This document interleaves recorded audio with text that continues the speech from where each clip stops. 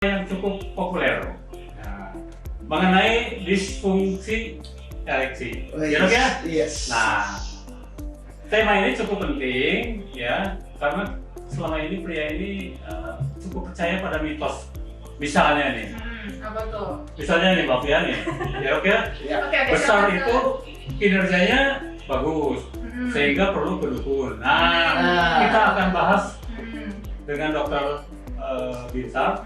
Beliau sangat kompeten karena seorang androlog.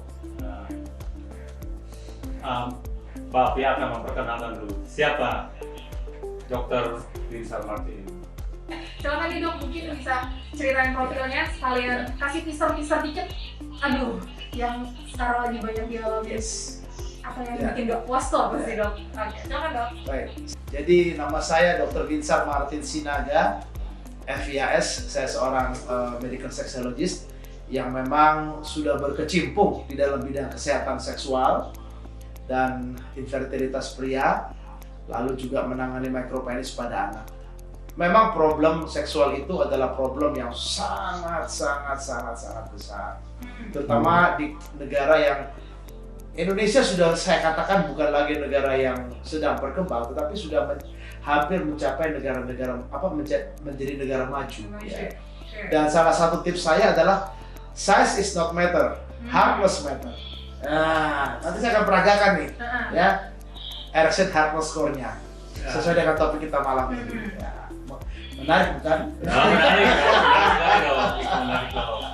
Nah, kita ingin tahu dulu dok, Ya. pengertian disfungsi ereksi ini kan populer, tapi kan nggak paham semuanya dengan istilah itu. Ya. Nah, apa itu dok? Jadi disfungsi ereksi adalah satu gangguan ereksi. Ereksi itu adalah rigiditas penis atau ketegangan penis. Penis itu organ intim pria, ya. Disfungsi ereksi itu bisa terjadi oleh karena dua.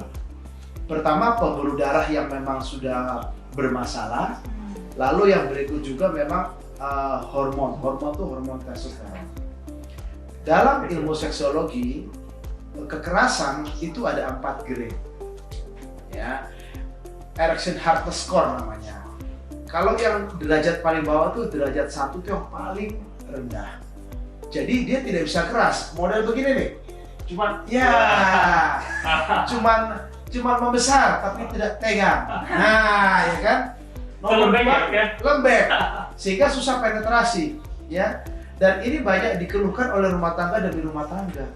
Begini bagaimana mau penetrasi, ya kan? Lalu derajat 2 lebih keras sedikit, ya. Derajat 3 lebih bagus dan 4 ini sempurna, keras, ya kan? Banyak mitos di luaran sana yang berkata ukuran menentukan. Itu salah. Sebab di dalam hubungan seksual itu ternyata kekerasan itu dari penelitian akan membuat juga orgasme pada wanita. Kita tahu bahwa klitoris sebagai yang namanya pusat rangsang pada wanita yang ada di vagina itu ada di depan. Vagina itu seperti kalau kita bagi 3, sepertiga dari luar itu penuh dengan jaringan saraf. 2/3 ke dalam sampai ke mulut terakhir itu hanya jaringan ikat. Sehingga ada banyak mitos di sana, wah, besarnya penis menentukan orgasme pada wanita atau pada pria. Salah. Yang benar adalah sejauh mana ereksi itu, kekerasan penis itu terjadi. Yang kita harapkan adalah minimal derajat 3 pada usia-usia 45 tahun ke atas. Ini Kang Cecep usia berapa nih Kang Cecep? Karena ini saya ini. Jadi usia 45 ke atas biasanya derajat 3 sudah kita katakan oke, bagus untuk hubungan seksual. Apalagi derajat 4. Usia 40 tahun ke bawah masih derajat 4. Nah, bagaimana patofisiologi yang namanya ereksi itu terjadi? Penis itu isinya pembuluh darah. Jadi jangan pernah salah bahwa penis itu isinya tulang atau jaringan ikat, salah. 100% penis itu isinya pembuluh darah. Sehingga tribuners harus tahu banyak manipulasi pada penis itu akan mengakibatkan kerusakan di pembuluh darah. Dipijit, diapain, itu akhirnya apa? Rusak pembuluh darah. Nah, pada waktu otak pria ini terangsang dan dia akhirnya membuat hormon itu bekerja mengalirkan darah ke penis. Sehingga penis mulai terasa mengeras. Dan pada waktu aliran darah masuk ke dalam penis, maka klep di ujung penis ini mengunci sehingga penisnya tetap keras dan siap untuk hubungan seksual. Nah, yang menjadi masalah adalah bagaimana kalau pembuluh darahnya tersumbat, kolesterol yang tinggi atau protein darah fibrinogen yang tinggi, ya. Lalu adanya aliran menurun, hipertensi, atau adanya penyakit diabetes, sakit gula, sehingga pembuluh darahnya luka atau namanya bocor, angiopati diabetikum. Nah, akibatnya kekerasannya tidak permanen. Definisi WHO untuk yang namanya ereksi yang bagus adalah si pria mampu mempertahankan ereksi sedari awal yang namanya rangsangan sampai terjadinya ejakulasi. Berapa lama itu? Dok, ini saya mau tanya dulu nih dok, Iya. sebelum lebih jauh nih. Boleh Pak. Kan tadi kalau misalnya itu kan penis itu isinya pembuluh darah nih. Iya. Kalau dipijat-pijat bisa terjadi Bisa gangguan terjadi. Ya. Berarti selama ini kalau banyak pria yang ingin besar dengan cara pijat ini malah efeknya berbahaya. Ya. Nah, itu Tribuners. Jadi Tribuners harus tahu kalau itu dipijit atau dimasukin sesuatu, rusaklah pembuluh darah. Atau dipasang vakum supaya katanya besar, rusak. Dan saya banyak menangani memang kasus-kasus seperti ini. Jadi sudah dipasang 10 tahun yang lalu pernah dipasang dan akhirnya sekarang rusak dia dan terjadi gangguan ereksi. Cuman begini aja Kang Cecep, susah. Macam mana begini Kang Cecep? Tapi dok, Tadi udah ada beberapa mitos yang sebenarnya langsung dipatahkan sama dokter. Kalau misalnya Iya. pijat nggak usah deh, daripada Iya. nanti hasilnya jadi Iya. nggak bagus, malah jadi loyo ya dok Iya. ya. Yang terus ada lagi nih soal kalau misalnya makanan sendiri gimana sih dok? Karena banyak banget kan ya kayak, aduh supaya memuaskan minum jamu yang banyak, Yes. minum Yeah. jus ini yang banyak. Yeah. Sampai banyak banget tuh perabotan di rumahnya demi menguatkan. Sebenarnya kayak gimana sih dok kalau misalnya kita ingin pria yang memberikan puasan kepada wanita, makanan yang seperti apa yang sebenarnya harusnya dikonsumsi dok? Baik, tidak ada makanan, Tribuners harus tahu ya, tidak ada makanan yang bisa menyebabkan atau yang namanya menyembuhkan gangguan ereksi. Bila sudah terjadi gangguan ereksi, semua harus diobati secara medis, secara tepat, secara benar. Karena ada banyak mitos. Makan yang namanya kambing, torpedo kambing. Iya, itu kesukaan saya padahal. Jamu apa namanya, jamu jeruk apa strong apa begitu. Semua tumbuhan, ya ini Tribuners harus tahu ya, semua tumbuhan yang namanya untuk membuat libidonya naik itu namanya afrodisiak. Dan itu hanya menyebabkan libido naik, tapi tidak menyebabkan perbaikan pada gangguan ereksi. Itu harus tahu. Ya. Baik dok, tadi kan yang tingkat paling Ya. bawah itu ya Nih. Yang wangi banget. Itu apakah otomatis dok kalau misalnya laki-laki yang berusia tadi 40 ke atas lah ya, 40 Iya. ke atas, itu bakal mengalami kondisi Iya. seperti itu? Faktor U gitu dok. Pertanyaan bagus Kang Cecep. Saya yakin sudah mulai merasa. Ya, Tribuners juga ya di atas 45 tahun pasti juga sudah mulai merasa. Ya, karena secara teori, secara ilmu kedokteran, 45 tahun adalah angka yang dipakai secara resmi. Di atas 45 tahun, ereksi pasti sudah mulai terganggu. Kecuali bagi mereka yang memang bisa menjaga kesehatan tubuhnya sedari awal. Sedari awal mereka jaga kesehatan tubuhnya sampai yang namanya usia 45 belum terganggu.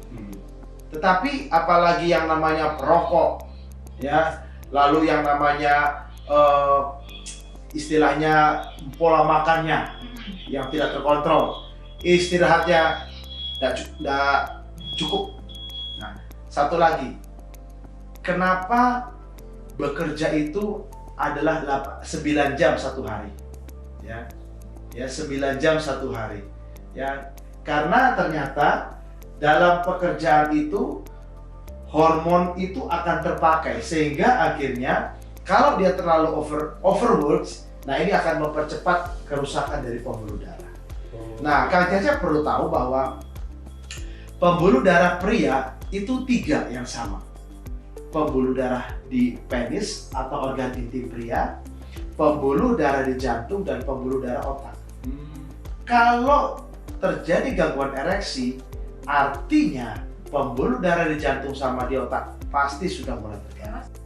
Sebelum lebih dalam ini, Ya. apa bedanya disfungsi ereksi dengan impoten, Dok? Oke. Jadi mesti istilah Iya. berbeda ini. Sudah mulai merasa rupanya tuh.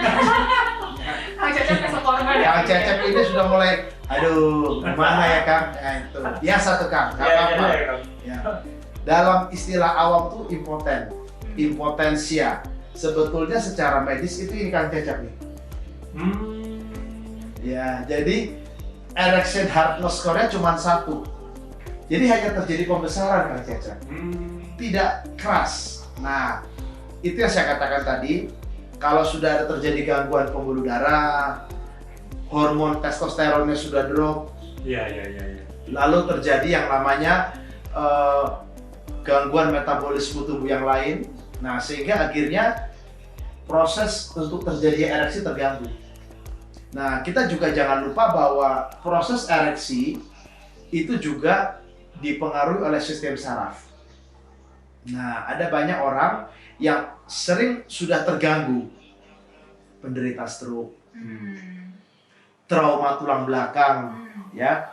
Nah, ini Tribuners harus tahu nih, ya, bahwa hal-hal demikian dapat juga menyebabkan gangguan ereksi. Gitu. Jadi impoten itu Kang Cecep, derajat 1. Derajat 1 ya. Derajat paling berbahaya ya. Dok, Dok, ini kan kalau saya nih laki-laki nih, Iya. Bang Pia nih, kalau Bang Pia kan belum tentu merasakan. Kenapa kalau subuh laki-laki itu yang saya alami suka keras, Dok? Iya. Ini kan dokter Iya. kalau Gejala misalnya pagi-pagi ya, Iya. ada shock apa Iya. kalau subuh itu, Dok? Jadi istilah awam, istilah di masyarakat kita, mungkin Tribuners juga tahu nih, ya kan, yang namanya morning glory. Ya, itu kan. Morning glory. Nah, itu artinya morning erection, ereksi pagi hari. Jadi begini, kadar puncak hormon itu jam 7 pagi sampai jam 10 Kang Cecep. Via, pagi. ya, pagi. Sehingga pada pagi hari itulah yang sering terjadi kekerasan atau ereksinya keras. Nah, biasanya para pria yang sudah mulai ada gangguan memanfaatkan kesempatan Kang Cecep. Wah, lagi tegang nih, begitu ya. Harus tunaikan tugas, dibilang begitu. Nah, tapi kenyataannya, nah ini mungkin Tribuners juga merasakan nih ya. Nggak apa-apa lah, Begitu dia mau terobos ini atau mau dia penetrasi, lemes. Itu mungkin terjadi ya, Dok? Nah iya, jadi itu yang banyak kejadian, sehingga akhirnya dibilang, kenapa Dok, kok saya sudah morning erection pagi hari, keras ereksi pagi hari, kok nggak bisa terpakai Dok? Itulah, jadi intinya adalah gangguan ereksi atau disfungsi ereksi adalah ketidakmampuan mempertahankan ereksi sampai hubungan seksual selesai atau sampai terjadinya ejakulasi. Nah, itu yang saya katakan tadi, itulah problem gangguan ereksi. Oke, Dok. Jadi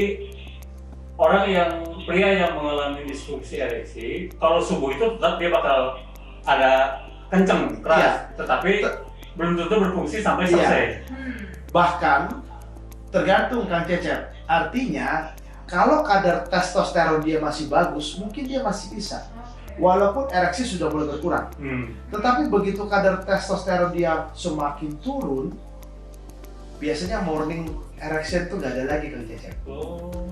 Dan itu yang kita dapatkan, dan banyak pasien mengeluhkan, dok, udah nggak bisa lagi dok pagi hari. Boro-boro dok, ada perempuan cantik lewat dia bilang, pagi hari kakak bisa dok. Nah, itu dia. Tersiksa dong. Nah nih dok, pas banget sama Iya. ada yang nanya nih dok. Iya. Nih katanya dari Dewi, saya dari awal nikah nggak puas suaminya mau buru-buru Iya. koyo piti kawin. Gimana tuh? Mungkin bisa dibantu Iya. permasalahannya dok? Bu Dewi, yang bertanya ini ya, di Indonesia 8 di antara 10 wanita nggak pernah orgasme. Oke. Berarti dalam kehidupan pernikahan mereka dari awal malam pertama ataupun hubungan seksual mereka sampai detik mereka menikah berapa tahun nggak pernah merasa orgasme. Saya pernah buat penelitian kecil-kecilan, saya tanya sama ibu-ibu, Bu, pernah orgasme nggak? Barang apaan tuh dok? Barang apaan itu dok? Dibilang itu. Orgasme itu adalah kepuasan. Nah, itu yang saya katakan tadi. Vagina itu, kalau kita lihat dari ujung luar, bibir luar sampai ke mulut rahim, kalau kita bagi 3, sepertiga luar aja, hanya berisi jaringan saraf. Oh. Nah makanya tidak penting buat para pria tribuners yang malu menikah karena aduh penis saya kecil, nggak usah takut. Bukan ukuran yang menentukan kepuasan seksual Anda, tetapi kekerasan. Hardness is matter. Keras. Ya, begitu. Kalau ukuran pendek sama panjangnya gimana dok? Tidak masalah. Nggak masalah. Karena masalahnya sepertiga luar Kang Cecep. Ya. Nah, Bu Dewi ini, para pria itu cenderung egois Kang Cecep. Wow. Biasanya apa? Hajar bleh. Jadi intinya, begitu dia penetrasi, lalu turun masuk penis ke dalam vagina, yang secara teori 30-50 kali langsung keluar ejakulasi. Begitu ejakulasi, si wanita begini. Sudah, selesai. Langsung si prianya gimana Via? Tidur. Istrinya bingung. Gak dapat apa. Ini egois ya. Nah, mestinya kita perlu tahu bahwa si wanita ini, perempuan pada umumnya akan sulit mencapai orgasme. Oke. Makanya biasanya kita lakukan seks terapi. Berarti perempuan lebih sulit dibandingkan laki-laki. Yes. Ya? Baik.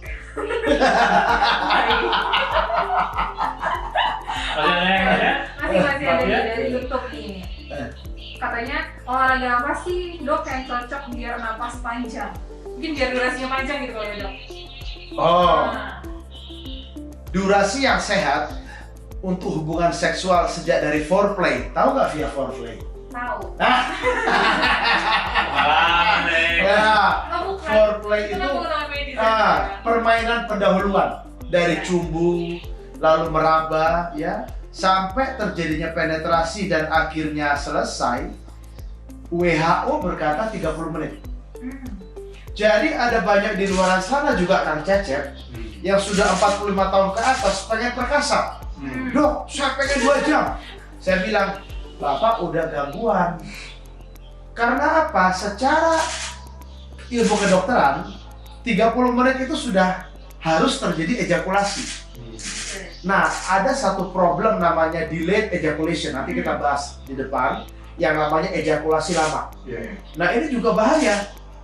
Karena pada waktu dia ejakulasi lama, dia bilang durasinya mau panjang, ternyata sudah gangguan memang. Karena hormonnya sudah turun, dan akhirnya penisnya, ereksinya drop. Dan akhirnya apa? Nggak nyaman buat si wanita. 30 menit it's enough, cukup. Yang ideal ya. Ya. Jadi nggak usah lah makan apa, olahraga apa. 30 menit sejak foreplay sampai ejakulasi itu udah sehat. Berarti selama ini soal kesehatan seksual ini lebih banyak dikelilingi mitos ya. Mitos, betul Kang Cecep. Bahkan praktisi kesehatan pun, ya maaf ya, para dokter juga seringkali nggak pernah aware. Ya makanya seringkali ini yang tidak bisa memberikan informasi kepada masyarakat. Oke, boleh sekali lagi pertanyaan ini? Oh silakan, berkali-kali juga. Tapi ini kayaknya, nah kita bahas aja nih dok pertanyaannya. Iya. Apa sarannya kalau istri tidak mau melayani suami karena nggak mood? Masalah mood nih dok. Katanya, padahal si suami udah berubah sesuai dengan keinginan istri. Wow, ini terdapat curhat di dalamnya dok. Terdapat curhat pribadi. Jadi si Iya. suaminya Jadi istrinya nggak mau ngelayanin karena nggak mood. Padahal si suaminya udah nurutin. ya. Maunya gimana supaya moodnya Ya. bagus. Jadi pada si wanita 80% gangguan seksual pada wanita adalah gangguan hasrat, Oke. Via. 80%.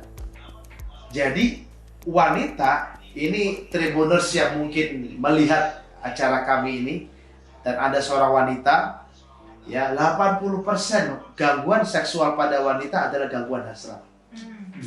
Yang dikatakan gangguan wah lagi nggak mood, capek gua. Kan biasanya dok. Itu adalah gangguan yang normal.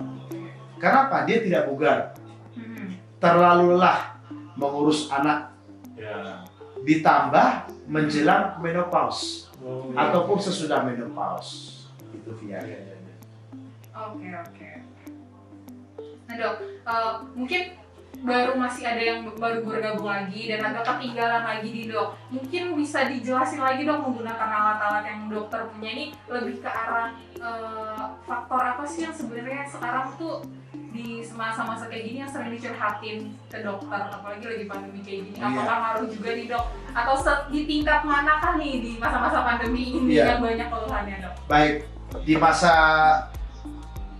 PSBB atau pandemi ini yang kita tahu yang berpengaruh itu ekonomi sebetulnya. Ya. Ya.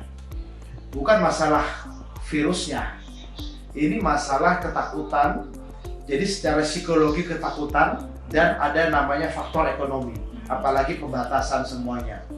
Dari segi bisnis ada terjadi yang namanya penurunan, ya, dan itu akan berperan pada yang namanya stres.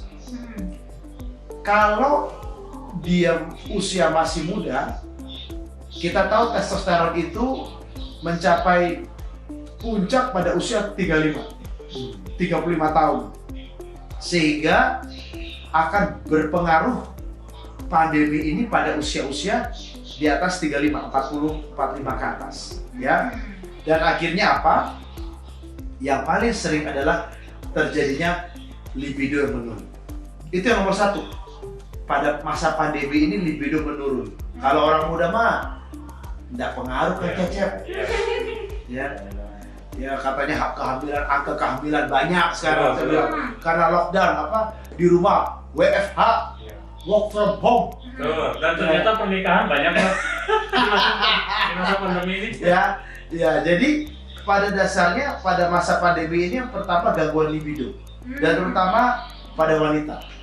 Lalu yang kedua, pada orang pria-pria yang sudah usia 45 tahun ke atas ini, kalau dia sudah terjadi penurunan hormon testosteron, konflik atau stresor dari luar ini juga akan mengakibatkan libido menurun dan ereksi juga akan menurun. Biasanya biasanya Via, yang saya lihat dapati adalah erection hardness nih derajat 2. Nah, kadang-kadang begini, jadi derajat 2 nggak keras dia. Nah, atau 1 seperti ini, ya tribuner bisa lihat nih, ya 1, 2 nih, ini udah terganggu. Dan ini sangat tidak nyaman buat para pria, terutama juga bagi wanita. Ya, ada banyak kasus memang kadang-kadang pria gengsi kan Cecep, tidak mau datang berobat. Betul. Ya. Nah itu gimana dok? Kan punya sebetulnya kita yakin lah banyak yang punya masalah, tapi dia nggak mau datang ke dokter androlog, biasanya menemui dokter bisa. Itu kenapa itu? Itu kan aspek psikologi ya. Iya, gengsi. Gengsi. Nah, harga diri. Ya padahal kan lebih berbahagia dengan pasangan, dengan istri itu kan lebih Iya. penting daripada soal gengsi ya. Tapi Iya. Jadi kalau kita lihat itu seperti fenomena gunung es. mau Piramid ini gunung es. 10% ke bawah, 10% maksimal itu yang datang berobat kan Cecep. 90% sembunyi, tidak mau, atau dia akhirnya mengalami namanya perceraian. Dan banyak kasus tidak bisa ereksi bercerai. Jadi ketimbang problem solvingnya ke dokter, menemui dokter, malah bercerai. Bercerai. Ya, itu sebetulnya jadi Iya. sangat berbahaya ya. Iya. Ya. Jadi saran saya buat para tribuners, kalau mengalami gangguan ereksi, datanglah Nah, berobat ke dokter. betul dok. Ini nih dok, maksudnya kalau udah sampai, kadang kan orang masih tahan dulu lah nggak apa-apa, tahan Iya. dulu nggak apa-apa. Sampai titik kemana mungkin ada gejala yang kayak, ini harusnya tuh kamu datang ke dokter, itu yang kayak gimana nih dok? Ya, jadi saran saya adalah sejak libido itu sudah mulai menurun, lalu ereksi ini sudah mulai terganggu. Jadi gini, kita punya istilah bahwa parameter seksual adalah satu parameter terminal. Jadi para tribuners harus tahu nih, terminal itu artinya parameter akhir. Sebelum yang namanya gangguan metabolisme pembuluh darah itu sudah terjadi dahulu. Jadi seksual ini terakhir. Dan akhirnya begitu terjadi seksual terganggu, sebetulnya memang pembuluh darah udah terganggu. Oh, iya. Mungkin kolesterolnya tinggi, kadar gula darahnya naik, hipertensi, yang kita katakan sindrom metabolik. Nanti kita bahas ke depan. Kalau saya simpulkan berarti sebenarnya itu berangkat dari hidup atau pola sehat yang kurang baik ya, oke? Ya. Karena kan misalnya pola makan, pola istirahat, Ya. kemudian pilih-pilih makanan juga. Ya. Itu sangat mempengaruhi ya. Sangat bukan, mempengaruhi. bukan obat kuat, bukan Ya. olahraga yang Ya. jor-joran, gitu. Bukan ya? Kang Cecep bicara olahraga. Ya. Nah, kalau olahraga dalam 1 minggu itu hanya diizinkan 300 menit, 5 jam. 5 jam. Jadi intinya sehari itu pokoknya kalau dia 1 jam 1 hari 300 menit 5 jam kan. Nah berarti dihitunglah. Nah kalau dia lebih overwork kerjanya berlebih, justru dia akan mengakibatkan pembuluh darah itu mengalami oksidasi. Oh. Oksidasi itu akhirnya penyumbatan. Ada banyak kasus kita lihat kan, tribuners juga tahu olahraga berlebihan akhirnya apa? Mati mendadak. Iya, iya. Nah itu. Termasuk workaholic, kerja terus Iya. tiap malam itu Makanya nggak baik juga ya? Dok? iya, makanya kenapa Kementerian Tenaga Kerja 40 jam 1 minggu. Loh itu ada undang-undangnya loh. Iya, iya, iya, iya. Itu ada maksudnya, 40 jam 1 minggu, 1 hari berapa jam? Oke dok, agak mundur lagi tadi soal yang datang ke dokter, Ya. masih malas datang ke dokter. Ya. Biasanya dokter hadapin tuh dia udah ada di tingkat mana sih dok pas sudah nyampe ke Kalau- medik? Ya, begitu dia datang ke sama kita, biasanya sudah dalam tahap bukan awal lagi via, memang sudah problem dan sudah advance, sudah sama sekali nggak bisa, ya cuma begini, Apa? derajat 1. Derajat 1 ya? Heeh. Dok, kalau kita agak maju dikit ya, Iya. Dok. Supaya sobat Tribun. Ya, ini tribuners derajat 1 nih, cuma membesar, ya nggak keras sama sekali. Ini derajat 2, artinya lumayan lah. Ini derajat 3, nah ini yang sempurna, ya. Ya kalau udah usia 45 tahun ke atas, derajat 3, derajat 4. Nah biasanya Kang Cecep, Via, yang jadi masalah adalah apa? Begitu dia begini, dia minum pil, Wah. Ya, obat kuat. Nah, Gimana? lalu apa yang terjadi? Nggak mati di atas pusar aja udah syukur. Iya, iya. Tahu artinya Kang Cecep? Apa tuh? Mati di atas pusar, mati lagi hubungan seksual. Oh iya. Nah itu yang tidak boleh, itu yang kita cegah. Kita perlu tahu bahwa obat-obat itu beban buat jantung, nggak baik. Jadi artinya harus betul-betul diberikan sesuai dengan pengawasan yang benar. Nah ini mitos-mitos obat kuat itu sebetulnya dok ada nggak sih obat yang memang diperuntukkan untuk yang derajat 1 gitu? Ada, Ada ya? ya, ada obatnya. ada protokolnya, Ada protokolnya. ada instruksi, dan obat itu tidak Bim salah Bim.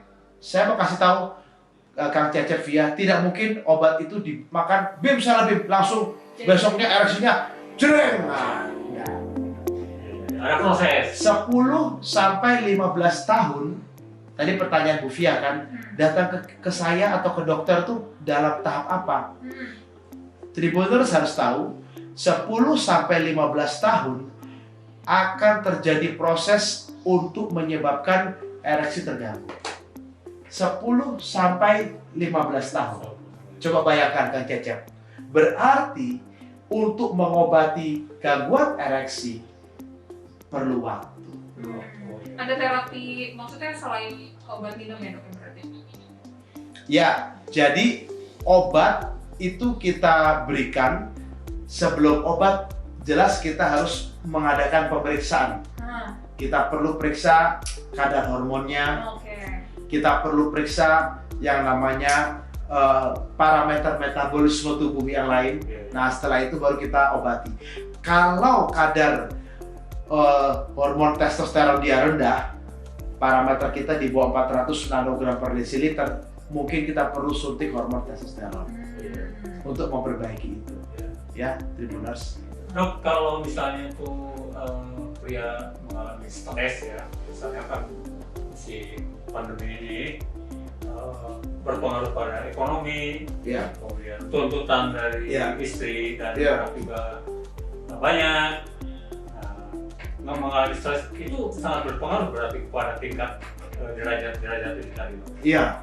Jadi itu yang saya katakan tadi Pak Cecep, libido yang terganggu karena stres, terutama di usia 45 ke atas, itu akan mengakibatkan gairah menurun, libido ya. Libido itu dorongan seksual menurun dan akhirnya ereksi terganggu. Jadi intinya adalah tidak bisa mencapai yang maksimal Kang Cecep, walaupun mungkin dia masih bagus. Nah, seringkali ini kan temporer. Kalau dia memang masih pembuluh darah bagus dan hormon dia masih bagus, metabolisme tubuh dia masih bagus, biasanya akan recovery. Sesudah new normal ini mulai dia bekerja, sesudah mulai ada aktivitas, nah ereksinya udah mulai. Apalagi dia mulai keluar, cari yang segar-segar, dilihat ya kan, wow itu biasanya mulai.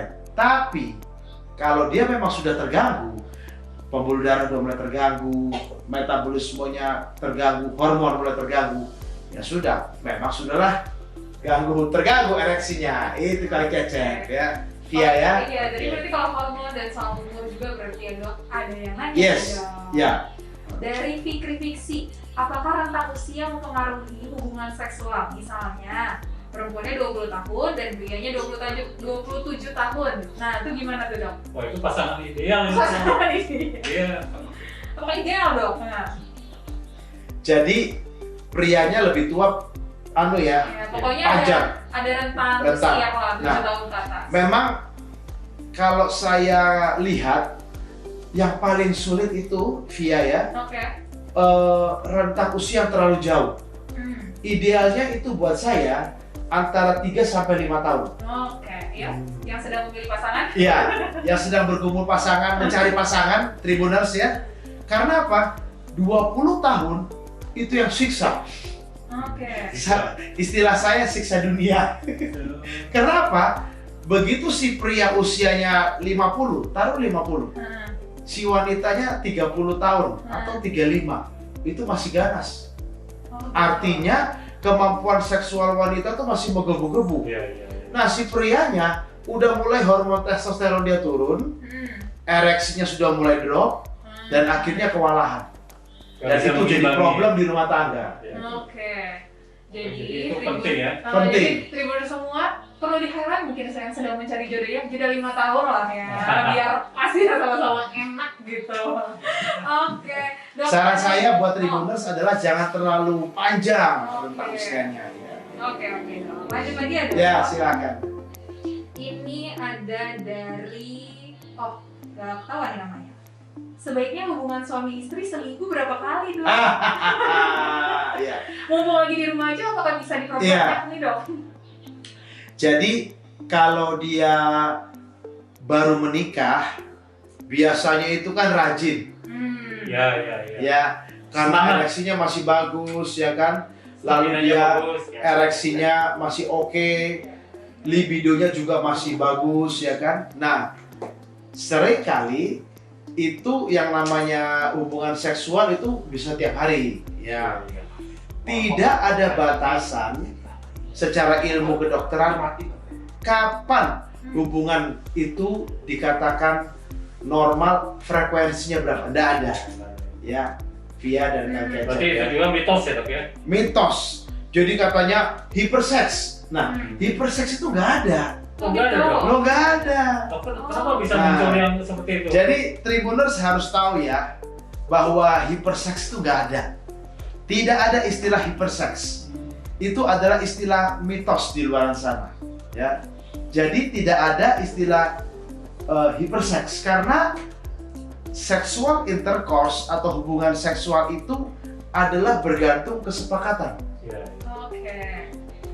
Dikatakan satu kali seminggu. Kalau buat suami istri itu udah cukup, fine, nggak masalah gitu. Atau 2 kali, 3 kali, atau 6 kali, atau 1 hari 3 kali, 2 kali. Selama itu kesepakatan dan no problem, nggak masalah. Ya. Kalau lagi sakit gimana dok? Misalnya ada salah satu yang lagi sakit, tahan dulu atau Iya. mungkin itu bisa membantu menyembuhkan dok? Ya, jadi makanya saya katakan tadi, yang menjadi masalah adalah pada saat salah satu dari pasangan itu ada sakit misalnya. Misalnya dia tidak bisa melakukan aktivitas seksualnya atau hubungan seksualnya, itu menjadi problem. Nah, kembali sekarang ya yang namanya bagaimana toleransi gitu. Iya. Perkara demam sedikit mah nggak apa-apa ya dok? Sakitnya jangan bilang demam ya. Oke. Kecil banget ya dok ya? Tribuners, Iya. ini kan Dr. Binsar ini anggota ID Jawa Barat ya dok? Saya anggota ID Depok. Depok. Saya ketua Asosiasi Seksologi Indonesia malah cabang Bogor. Wah. Berarti setidaknya dokter punya data lah bahwa pria di Indonesia atau misalnya tuh di Bogor atau di Depok atau di Jawa Barat itu yang punya problem seperti disereksi itu Ya, jadi gini Kang Cecep, data nasional, kita nggak bicara per kabupaten, kota ya, atau provinsi. Pokoknya data nasional secara epidemiologi di atas usia 45 tahun itu sudah mulai terganggu. Itu secara penelitian itu yang sah. Jadi artinya 45 tahun ke atas itu sudah terganggu. Yang menjadi masalah adalah seberapa besar yang datang mencari problem solving atau pengobatan untuk gangguannya. Oke. Ini buat Tribuners semuanya, kan dari tadi kayaknya udah seru banget nih ngobrol sama Iya. dokter yang mungkin bisa dikasih bocoran dikit nih jadwal praktek dokter dan Oh, di mana iya. aja, siapa tahu ada yang mau lebih mendalami Iya. atau setelah mendengar resiko-resiko kalau Iya, misalnya harus nih Iya. ketemu dokter itu gimana Iya. tuh dok? Jadi Jadwalnya boleh dicek. saya ini praktek di Depok Mhm. ya, di Poli Kesehatan Seksual Klinik Raditya Medical Center di Kompleks Ruko Pesona Kayangan Jalan Margonda Raya Depok. Jadi kadang-kadang ini kan seluruh Indonesia yang mendengar. Ya, saya mempersilahkan para Tribuners kalau mau konsultasi silahkan secara online via WhatsApp lah, ya. Ada telemedicine ya dok ya? Ya, secara WhatsApp ya silahkan di 0813 8231 7586. Saya ulang 0813 8231 7586. Oke. Udah dicatat semuanya Tribuners? Melayani WhatsApp ya dokternya. Oke. Nah, kita akan hadir tiap hari Kamis Iya. pukul 19 ya Dok Iya. ya.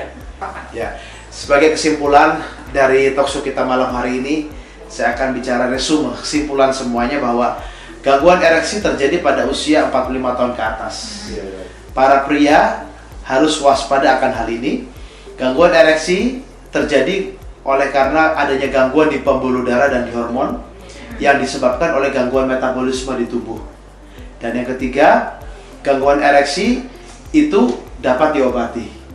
Tidak ada problem seksual yang tidak dapat diobati.